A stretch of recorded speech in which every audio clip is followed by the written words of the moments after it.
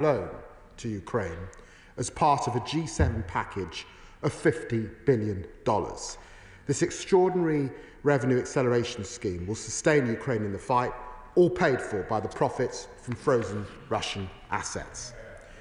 Mr. Speaker, I've made it my personal mission to do all that I can to constrain the Kremlin. Since July, we've sanctioned almost 40 vessels in Putin's shadow fleet of oil tankers, barring them from our ports and denying them access to our maritime services. We've sanctioned firms who supply Russia's military-industrial complex, including Chinese firms sending critical components such as for drones. We've sanctioned cyber criminals from the aptly named Evil Corps, Russian troops who've used chemical weapons on the battlefield, mercenaries responsible for destabilising Africa, and we've taken further action this week. Yesterday, I imposed more sanctions in response to Iran's transfer of ballistic missiles to Russia, including on Iran Air.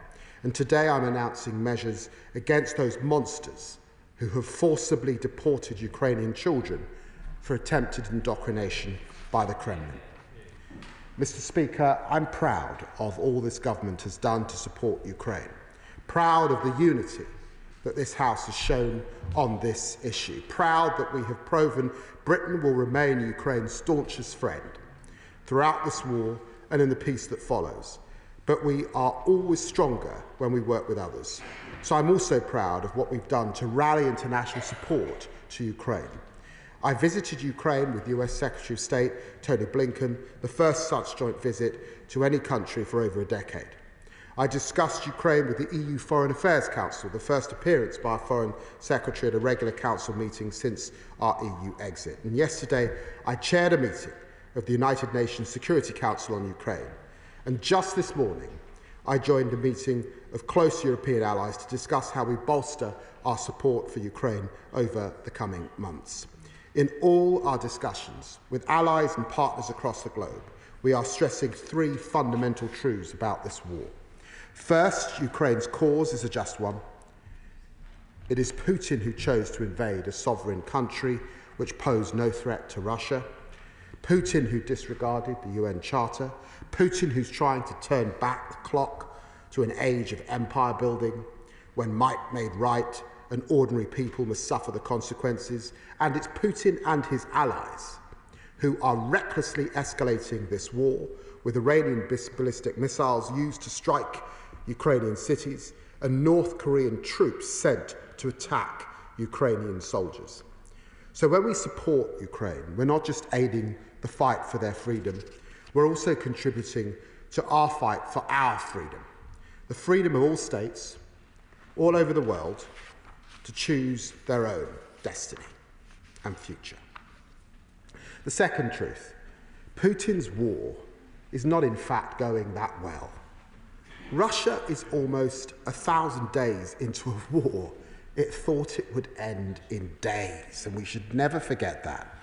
Russia has suffered record numbers of casualties in the past 2 months, with numbers killed or injured due to exceed 1 million next year. Russia is slashing welfare payments and raising interest rates to levels not seen in decades, all to fund more arms. And Russia has had to turn to Tehran. It's had to turn to Pyongyang as reserves of Soviet-era equipment and targets for Kremlin press gangs run low. This is not sustainable. The war is costing Putin dearly, all in a fight for land to which Russia has absolutely no right, and for which the Russian people are paying an enormous price. And the final truth, Mr. Speaker, Putin has no interest in a just peace. It is 1,000 days since his full-scale invasion, but over 10 years since he first seized Crimea and sponsored insurrection in the Donbass, and even longer that he has sought to meddle in Ukrainian affairs, all to further his own interests. Putin has a track record of violating past agreements. He shows no sign of wanting peace. He would seek to exploit any pause in fighting to win his troops a respite before resuming hostilities, as he did after the failed Minsk talks. Mr. Speaker, we underlie these truths because they must inform our strategy. If we want to see peace restored in Europe, we need Putin to see there's no route to military victory. We need to make the price he pays for his senseless war even higher. We need to remember the price we would pay for his victory would be higher still. We need Ukraine to stay strong, and so they need us to stay strong by their side. That is what this House wants us to do. That is what this government will do. That is what we call on our allies to do. Slava Ukraini. I commend this statement to the House.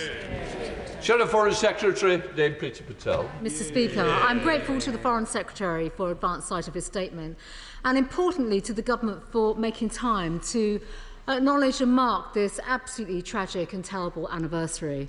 I, like so many in this House, remember the early morning of that dark day in February in 2022, 1,000 days ago. As Home Secretary at the time, I recall that early morning call, being notified of Putin's illegal invasion of Ukraine. It was a day we had all feared, having seen Russian troops gather close to the border in several weeks beforehand, and over the previous decade since the invasion of Crimea and Russian support for the separatists in Donbass. The sovereign territory of a European nation had been violated, and as the Foreign Secretary has said, we've all watched the horrors unfold over the last 1,000 days, but we saw them very specifically in those early days as a Russian military machine advanced deeper into Ukrainian territory.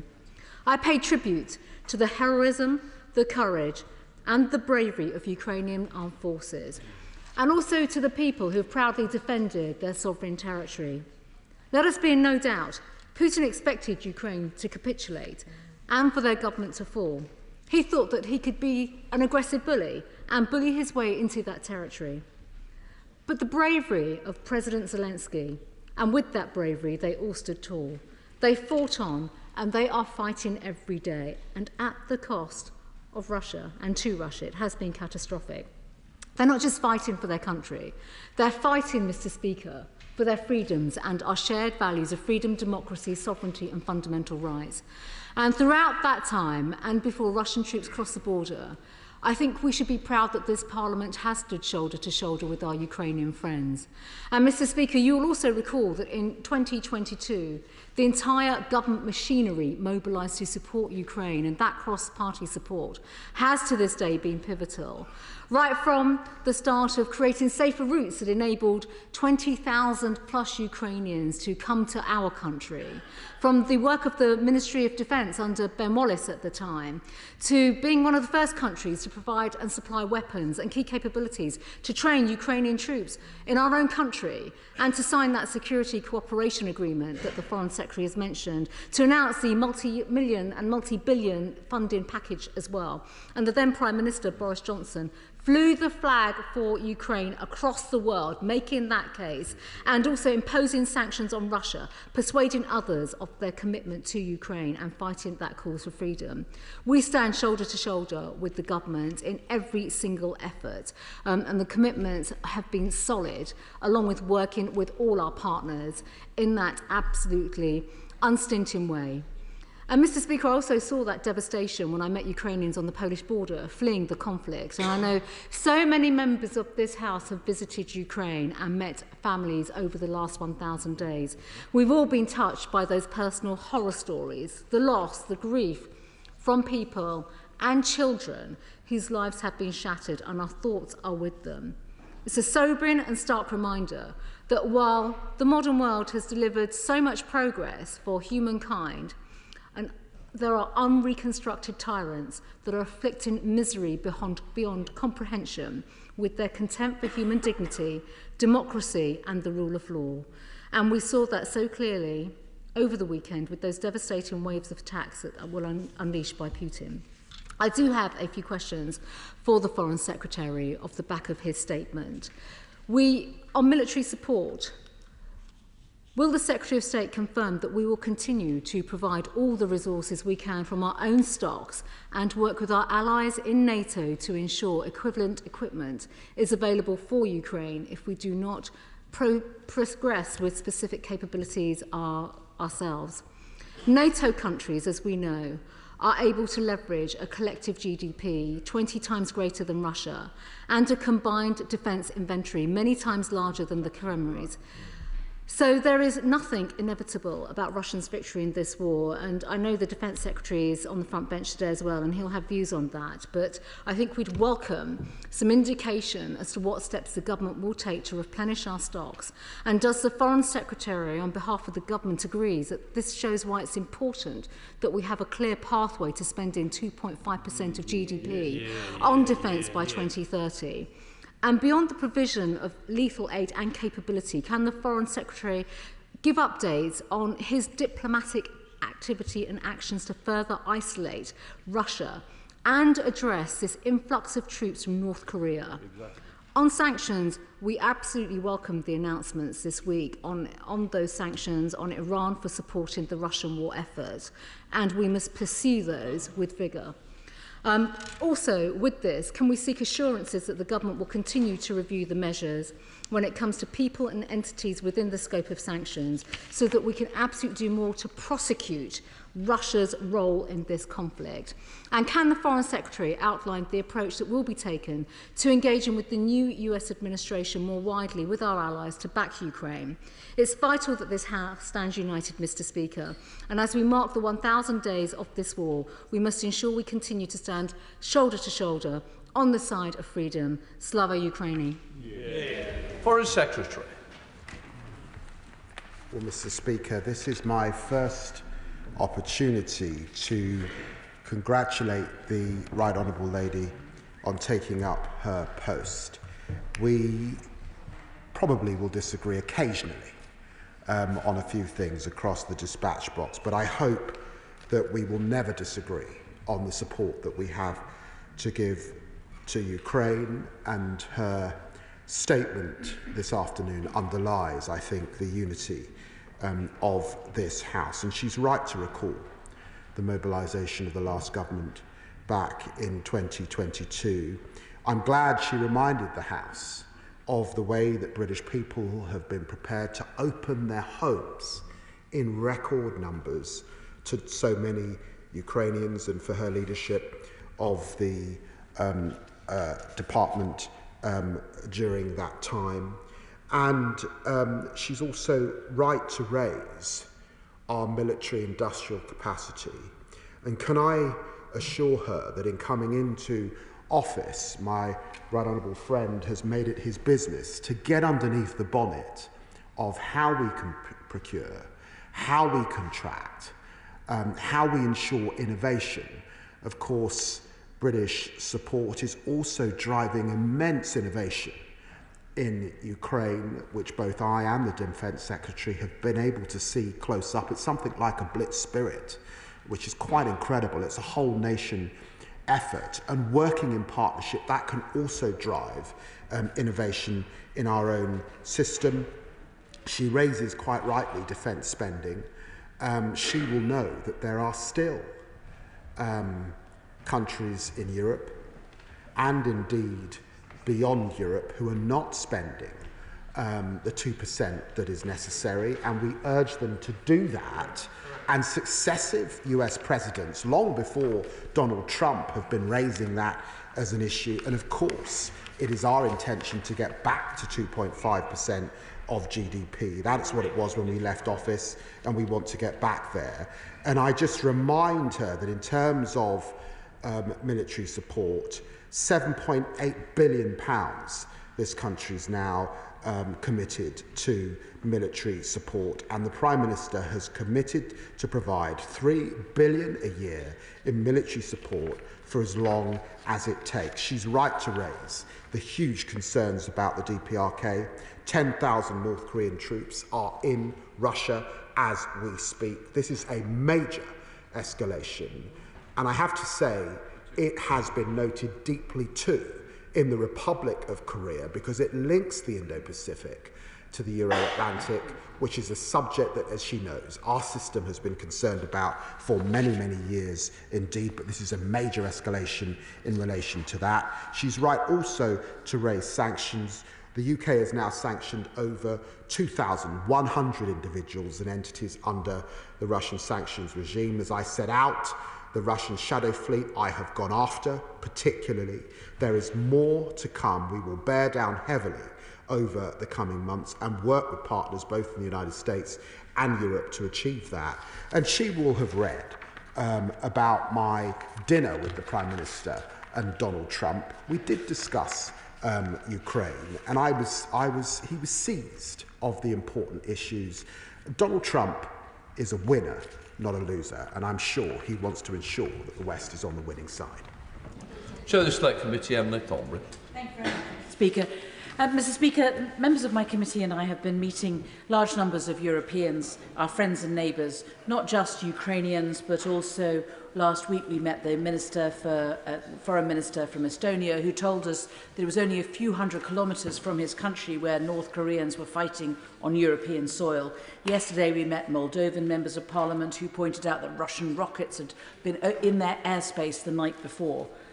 But from everyone, what we're hearing is that there is mounting concern about changes of leadership in the United States, potentially with elections happening in Germany, that there might be a challenge to the united support that we in the West have had for Ukraine over the last 1,000 days. What strategy does my right honourable friend have to ensure that we remain strong, to make sure that we understand, that all of us understand, that you defeated Ukraine and an emboldened Putin is a defeat for all of us? Secretary. Well, I'm grateful to my right honourable friend and obviously for her leadership on the Foreign Affairs Select Committee too. She is absolutely right. Russia's illegal invasion of Ukraine poses, yes, a serious risk to the UK and Euro-Atlantic prosperity and security, but it is a direct threat to the international rules-based system and international principles of sovereignty, Mr. Speaker, and territorial integrity. That is why I am quite sure that when you think about our joint intelligence capability with the United States, about our joint military capability with the United States, remembering that we've got many US troops stationed in our own country and tens of thousands stationed across Europe. In the end, with the developments that we've seen also with Korea, I'm quite sure that we will continue to stand with Ukraine. Liberal Democrat spokesperson Helen Maguire. Thank you, Mr. Speaker, and thank you for advance sight of these statements. So I join members on all sides of the House to mark 1,000 days since Putin's forces commenced their illegal full-scale invasion of Ukraine.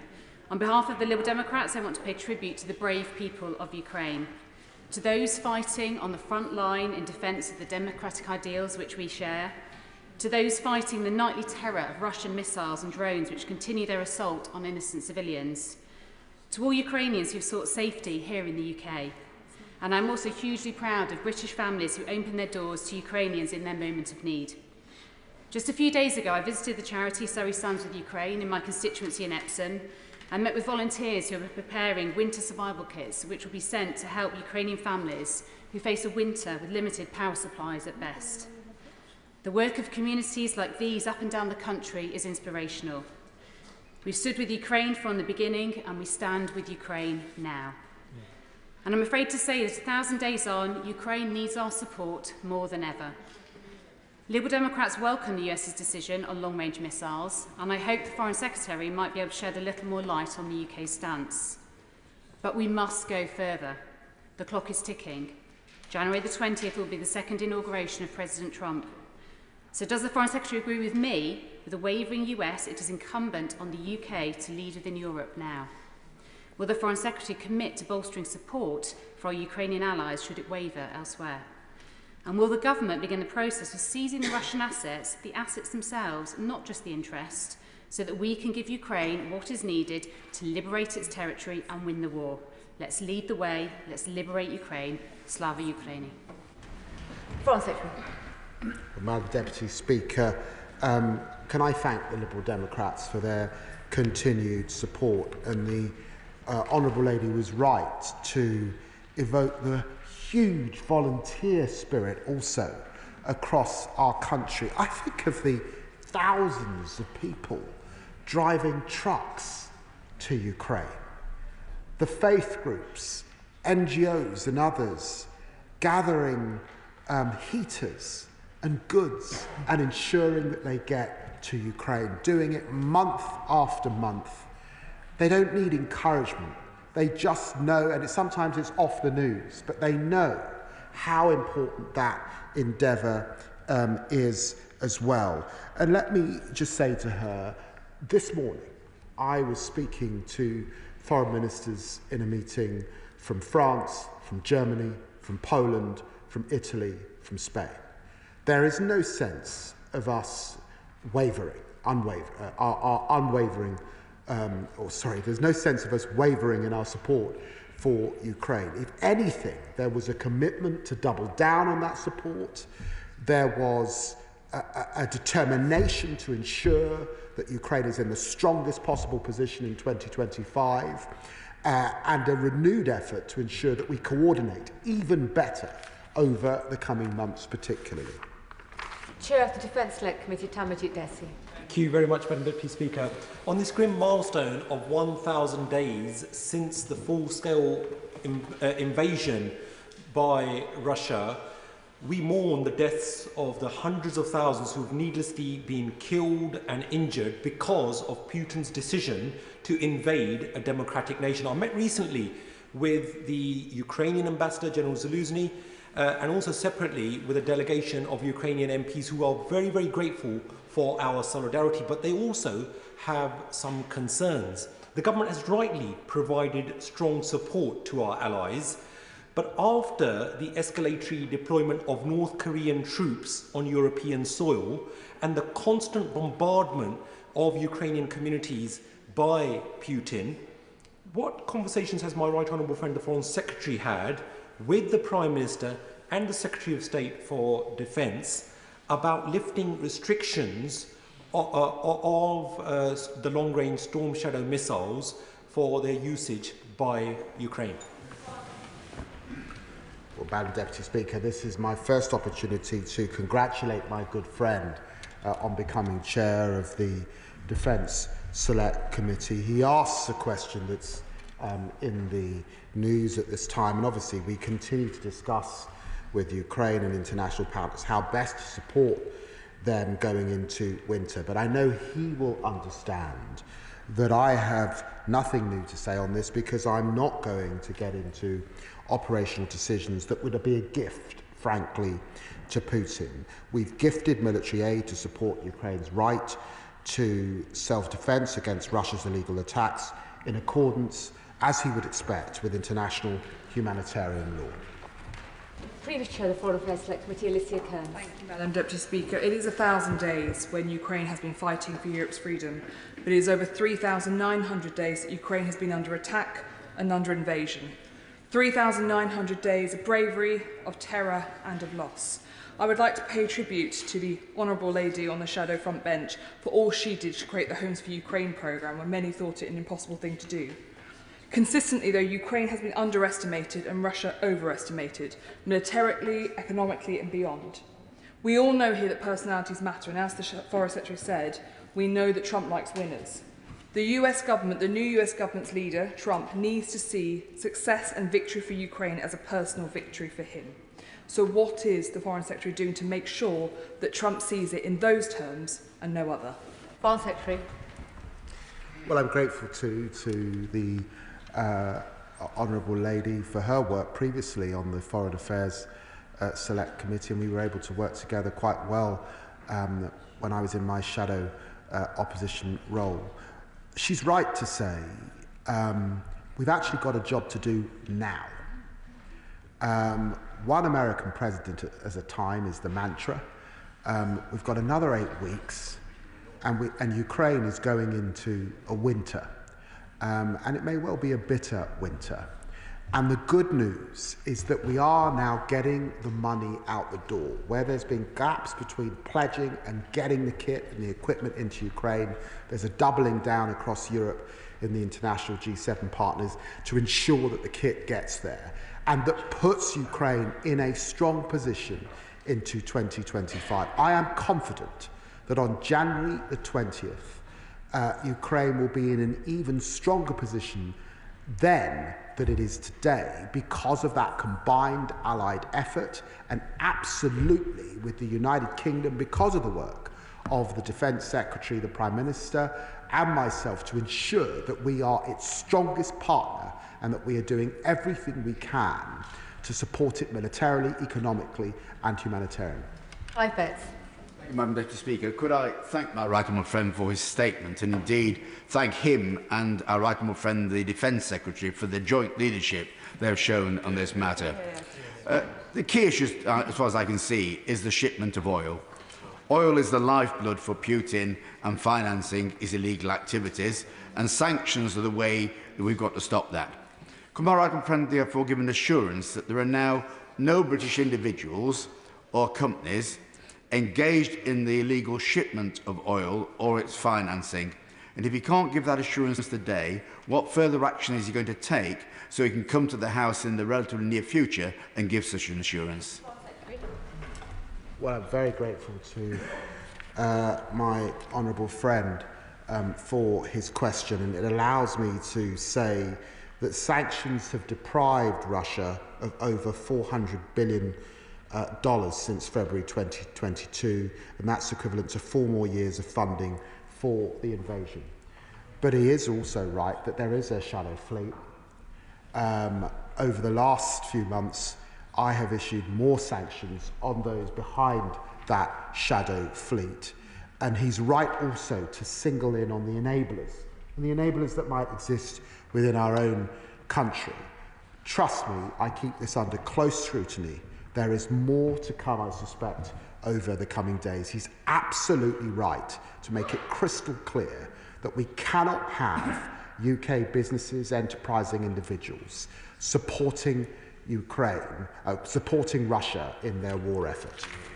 Sir Gavin Williamson. Thank you, Madam Deputy Speaker.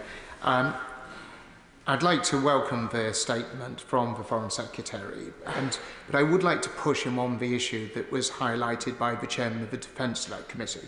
Britain has continuously led the way, right from the start, whether it's the provision of Javelin, whether it's the provision of main battle tanks, whether it's been leading the arguments about fast jets.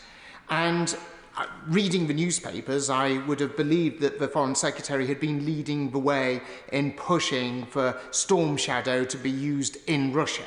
Now, the Foreign Secretary dismisses it and says, well, this isn't to be discussed. But when are we going to hear from the government that the Ukrainians are going to have the ability to use Storm Shadow on targets in Russia? Is it going to be next week, next month, next year?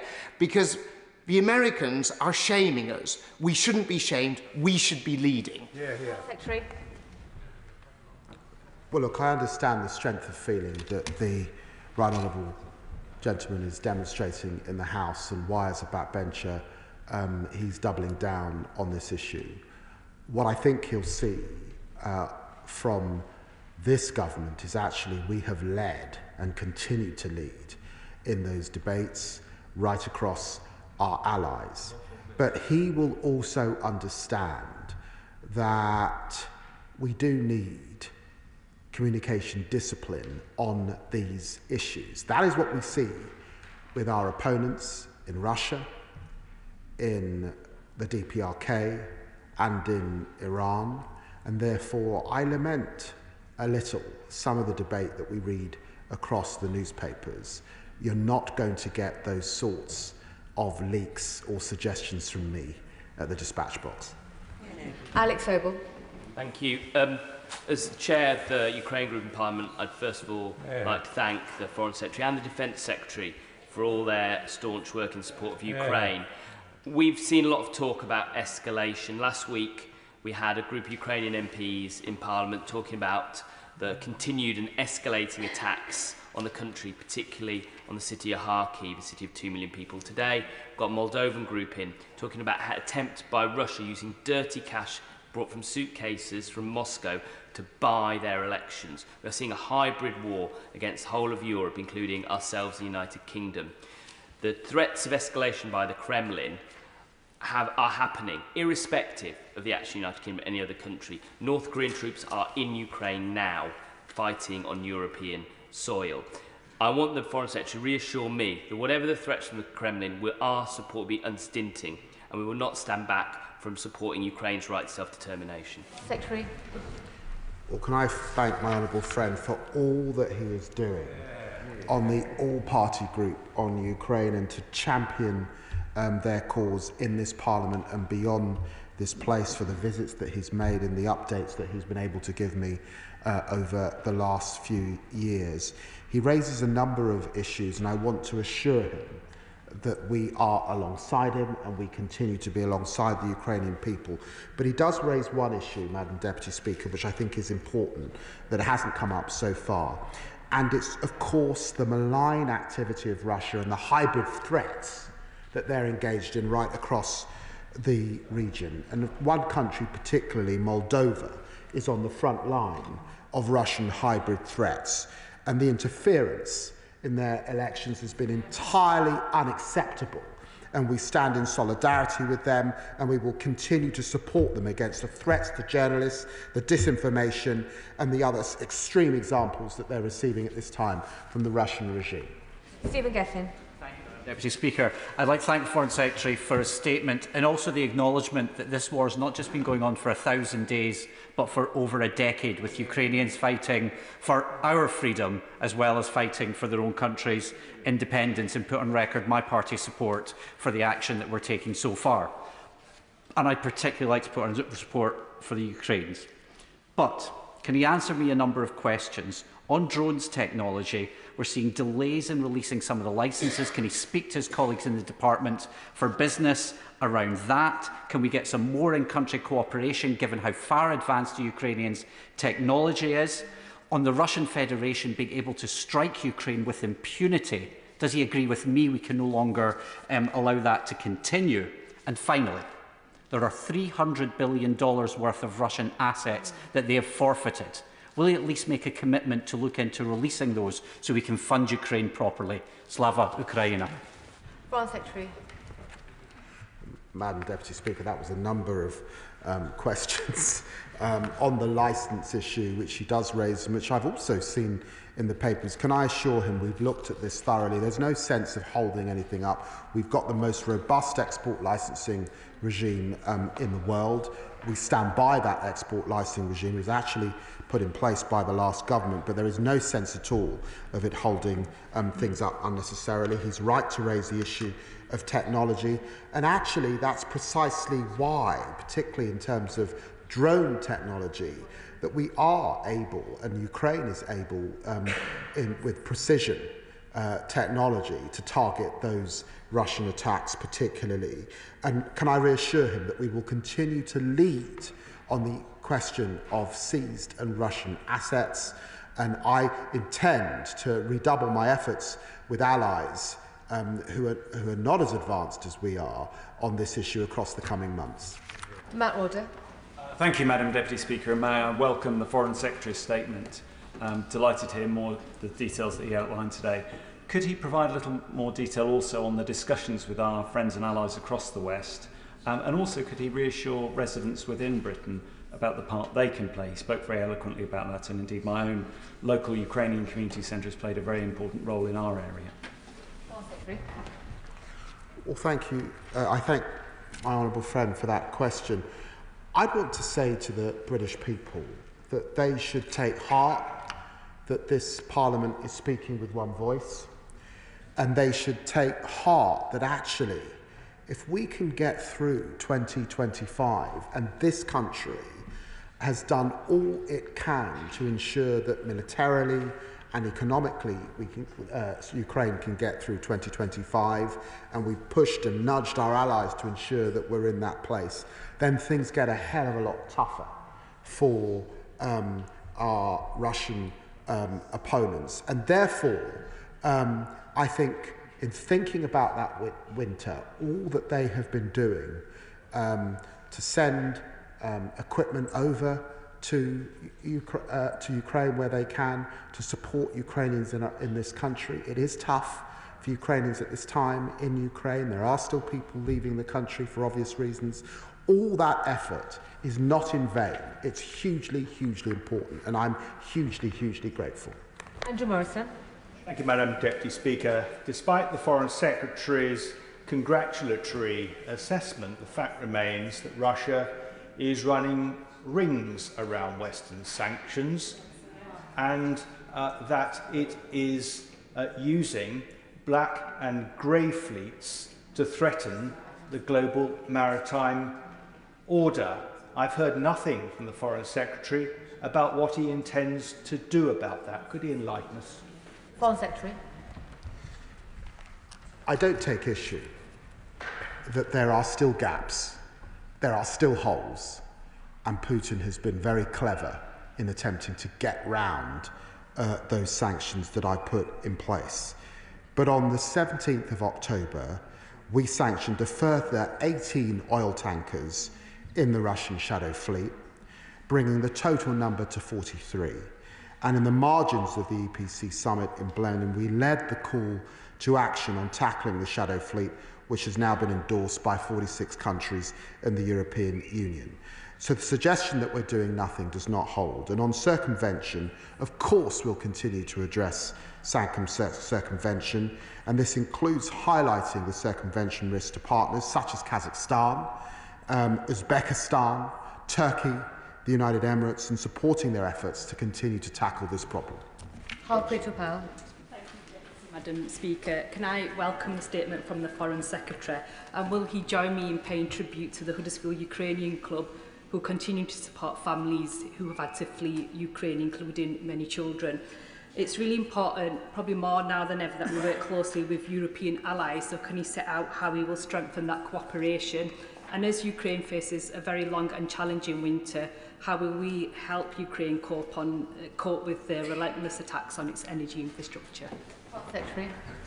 Well, I'm very grateful to the Honourable Lady for that question. And as I was outlining this morning, I spoke to the Weimar Group of nations across Europe. It's not a forum traditionally that the UK participates in, but I was very grateful to the Polish Foreign Minister Radek Sikorski for reaching out at this time and ensuring that I, the Italian, Spanish, were part of that grouping that's normally with France and with Germany. And it's an indication of how united we are attempting to be at this time.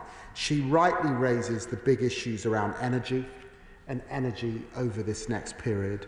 And in a sense, it calls into mind these pernicious attacks over the last 48 hours from Russia, driving at those energy supplies, trying basically to turn the lights out in Ukraine. And we must do all we can in coordinated efforts to repel that activity and to help Ukraine repel that activity over the coming months. Richard Ford. Thank you, Madam Deputy Speaker. And my question for the Foreign Secretary is about security guarantees. As we mark 1,000 days since Russia's full-scale invasion, we should remember that Ukraine's allies failed to deter Russia in advance of the invasion.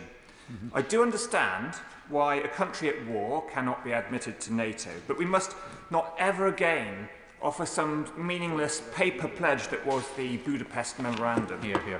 What is the government's latest thinking in relation to a meaningful security guarantee by Ukraine's allies from the point when the fighting stops? Secretary. Well, the Honourable Gentleman asks a good question, and it's easy to look back with hindsight. I personally was critical that the UK did not play a part in the Minsk agreement. I think we were absent and we could have played a far greater role.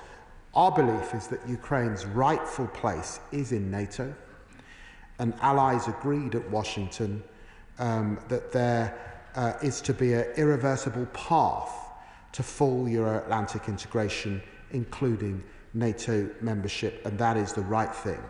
In the meantime, the UK and our allies are stepping up support for Ukraine's immediate and long-term self-defence.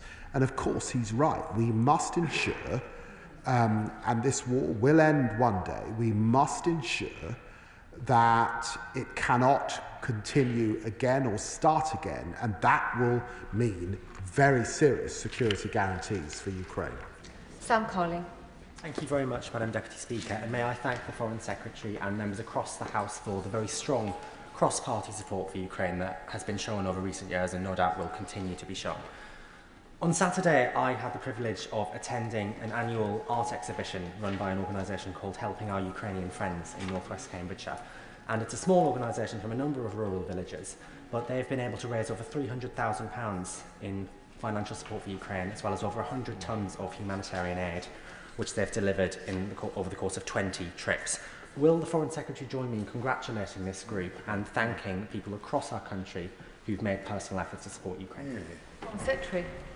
Well, I'm very pleased to have the opportunity to reply to the Honourable Gentleman, because I was once the baby of the House, much thinner, much better looking, but I remember sitting in his place 25 years ago, and he's absolutely right. The volunteer spirit across this country, Madam Deputy Speaker, has been extraordinary.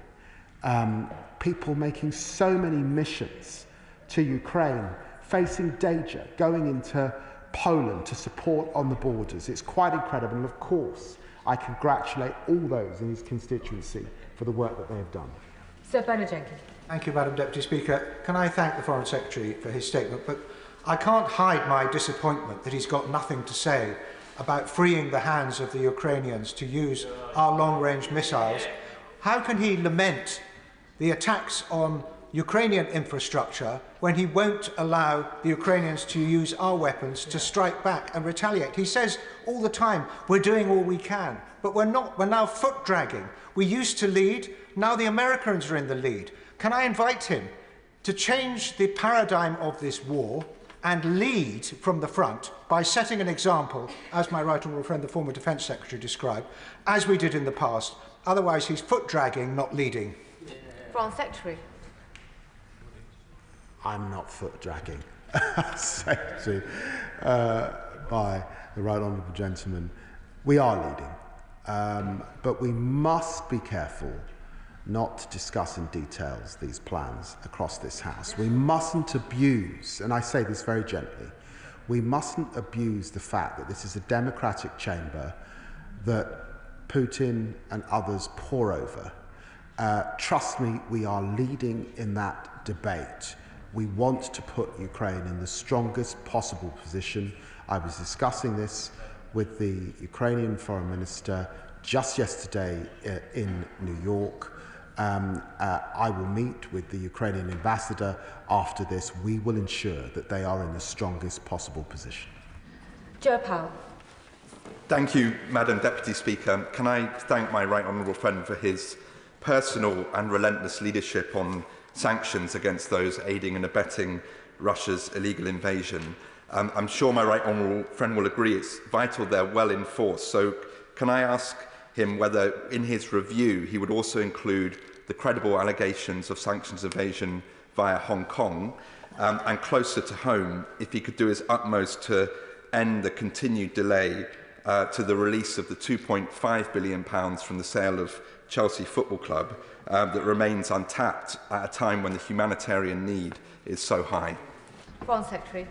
Well, can I thank my honourable friend for that question and for his continued work. We are committed to strengthening sanctions enforcement through the October launch of the new Office of Trade Sanctions Implementation. We've introduced new civil monetary penalties for certain trade sanctions breaches and the ability to make details of breaches public too. Yes, we will look at the situation in relation to those entities in Hong Kong. I saw that he raised the issue of Chelsea Football Club in questions to the Defence Secretary just a few weeks ago, and again I can confirm that that remains very definitely in view. Gregory Campbell. Thank you, Madam Deputy Speaker. I welcome the Foreign Secretary's statement. In the statement, he said that we would provide £3 billion a year in military aid this year, next year, and every year it is needed, and that is very much welcomed, I'm sure, not least in Ukraine. But I would have thought what they would equally welcome is the fact that 8 weeks from today, there will be a new administration in Washington. They need assistance now, because Putin will probably not pay a price in 8 weeks' time. because all of the soundings that has come out from Washington. They need help now to hit back at Putin now. Foreign Secretary. Well, can I say to the honourable gentleman, the point he's made is precisely the point I made to European allies this morning. I didn't have a Northern Ireland accent, but believe me, I made the point as forcefully as he's just done. Steve Race. Thank you, Madam Deputy Speaker. I just want to put on record my thanks to the hundreds of Exeter and Devon families who have played host to over 500 Ukrainian families over the past 1,000 days, and also to those Ukrainian families for bringing such life and vitality to the city and sharing their culture with us so readily. Can I ask the Secretary of State what the government is doing to strengthen European cooperation in support of Ukraine as it heads into this very bitter winter? Foreign Secretary. Well, I'm very grateful to the Honourable Gentleman. It was very important for me to be at the Foreign Affairs Council for Europe in Luxembourg.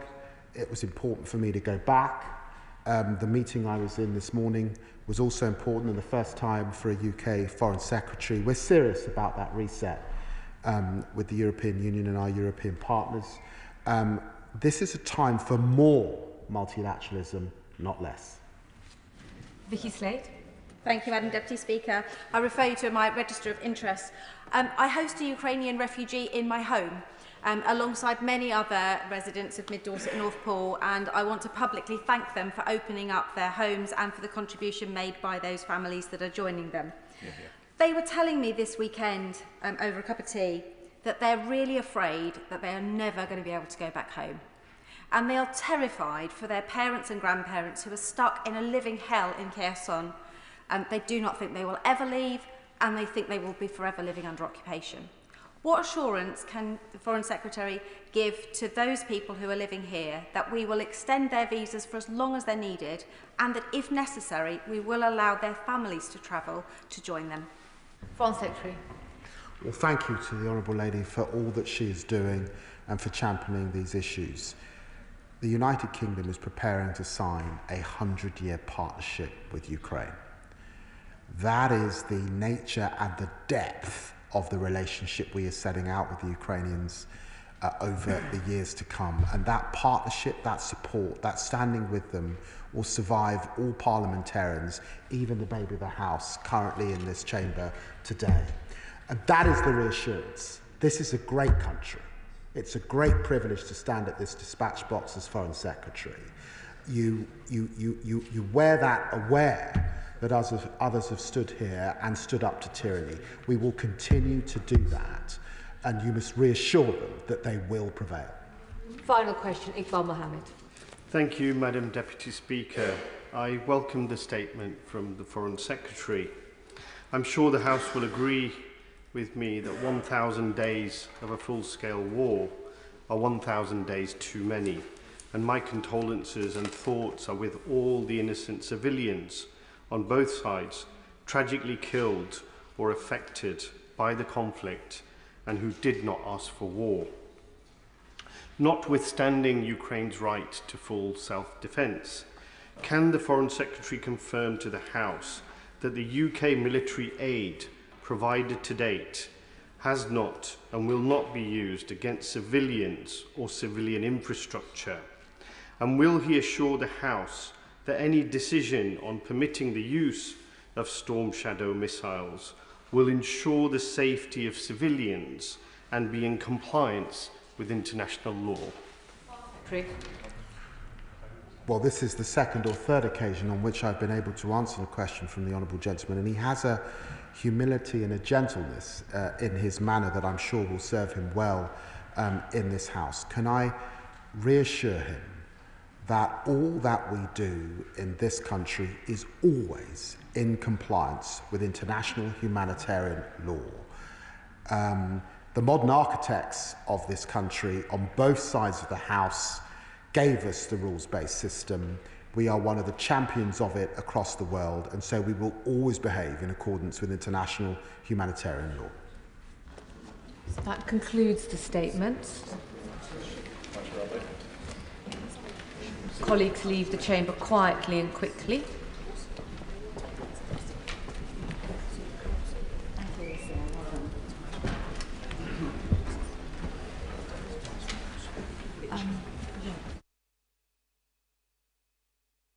I now come to the 10-minute rule motion. I call Daniel Francis.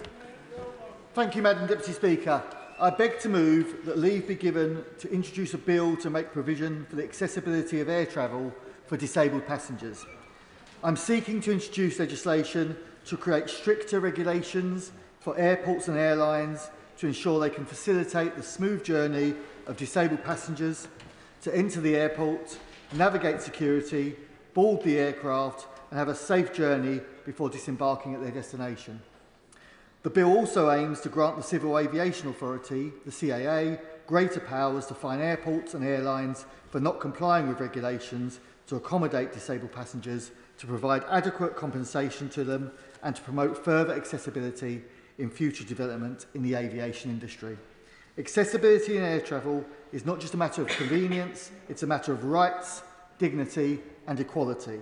It's about ensuring that everyone, regardless of their mobility or physical condition, can enjoy the freedom to travel, whether for work, family or leisure, without facing undue barriers or discrimination. I'd like to pay tribute to Baroness Tanny Grave-Thompson and thank her for spending time last week to discuss her direct experience of these issues with me. I'd also like to pay tribute to my friend the Secretary of State for Transport for her announcement this month setting up the Aviation Accessibility Task and Finish Group.